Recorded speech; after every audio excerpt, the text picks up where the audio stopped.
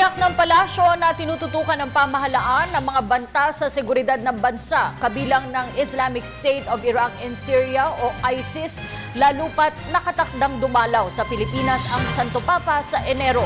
Ipinaalala ni Presidential Communications Secretary Sunny Coloma na isa ang Pilipinas sa tumatalima sa resolusyon ng Security Council ng United Nations.